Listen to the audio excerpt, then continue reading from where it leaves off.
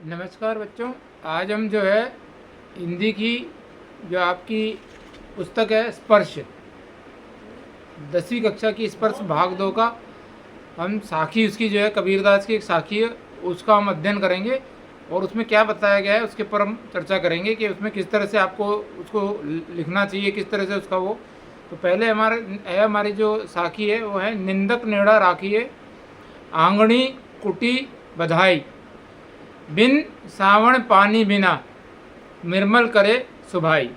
अब इसका मतलब हम पहले समझ लेते हैं। नेड़ा यानी नज़दीक, आंगणी यानी आंगन, आपके घर के बाहर जो जगह होती है, जो घर के बाहर या घर के अंदर जो खुली जगह है वो उसको हम आंगन बोल रहे हैं।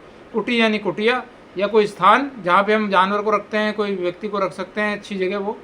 बंधाए यानी उसको बांध के रखिए ताकि वो जाए नहीं, बांध के यानी बांध के रखिए उसको, बंधाए।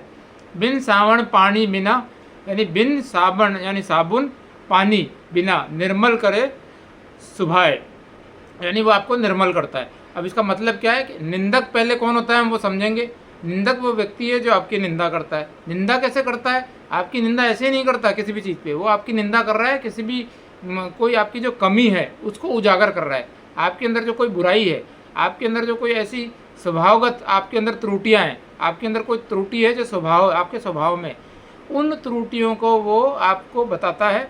आपकी वो जो है तो उस निंदक को कबीरदास जी कहते हैं ऐसे व्यक्ति को जो आपकी निंदा करता है, आपकी त्रुटियां बताता है, आपकी कमियों को उजागर करता है आपके सामने, उसे आपको अपने घर में और उसको स्थान देना चाहिए, उसको कुटिया में रखना चाहिए, उसको घर पे रखना चाहिए। अब क्यों रखना चाहिए? उसके पीछे उनका तर्क क्या है, क्या तर्क वो दे रहे हैं?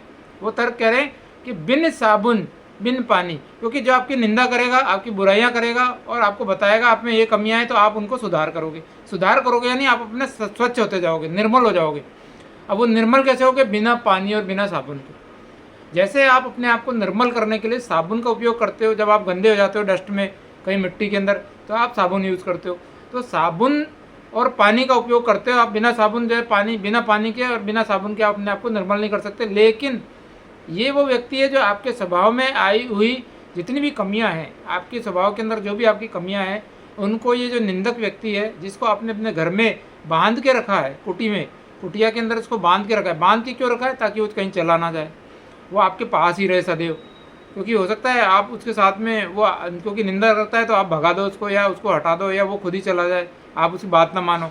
तो आप उसको घर में रखिए अपने, ताकि वो बिना पानी बिना साबुन के आपके स्वभाव को निर्मल करता रहे। ये हमारा हो गया भावार्थ। इसको भावार्थ अब हम इससे समझते हैं कि इसके अंदर दो, ये किस तरह की इसकी भाषा है। इसकी भाषा बड़ी सहल, सहज और सदुक्कड़ी है। इसमें कौन सा अलंकार यूज़ किया गया है? इसमें अनुप्रयास। अनुप्रयास कौन सा होता है? जिसमें एक ही वर्ण को, व्यंजन को रिपीट किया जाए। जैसे इसके अंदर जो है निंदक और नेड़ा, निंदक और नेड़ा दोनों में न व्यंजन का यूज़ किया गया है, न से निंदक और न से नेड़ा। इसलिए हम बोल रहे हैं कि इसमें अनुप्रास अलंकार उपयोग किया गया है और इसकी भाषा सदुक्कड़ी है। ये बहुत ही सहज है, स्वाभाविक है, और ये जो है स्वभावगत, ये आपकी स्वभावगत बुराइयों को दूर करने के बारे में बताती है। और इसके अंदर क्या है? इसके अंदर है ये निंदक के महत्व को बता रही है आपके। अब यहाँ से हम सारी चीज़ें, हमारा जो इसका जो अर्थ है, भावार्थ है, निंदक के महत्व को बताया गया है, इसकी भाषा क्या है, वो सब हम इसको 3 पार्ट में तोड़ के लिख सकते हैं। जिसमें पहला भावार्थ आ गया, दूसरा जो काव्यगत उसकी विशेषता आ गई, या काव्यगत सौंदर्य, उसमें क्या सौंदर्य है, क्या छुपा हुआ है, जो वो हमने बता दिया। और उसके अंदर जो है एक हमारा एक पॉइंट और है, वो मैं आपको बता दूंगा देख के क्या है। तो वो पॉइंट हमारे तीनों कवर हो गए और यहाँ पे ये हमारा संपूर्ण होता है। ये हिंदी का हमारा पहला। इसी तरह से मैं और आपको बताते जाऊँगा धीरे धीरे। जो बच्चा ध्यान से इसको सुने और इसको लिख ले अपनी कॉपी में, मेरे वीडियो को एक बार सुन लो पहले अच्छी तरह आप लोग, और उसमें से अपना सार बना लो।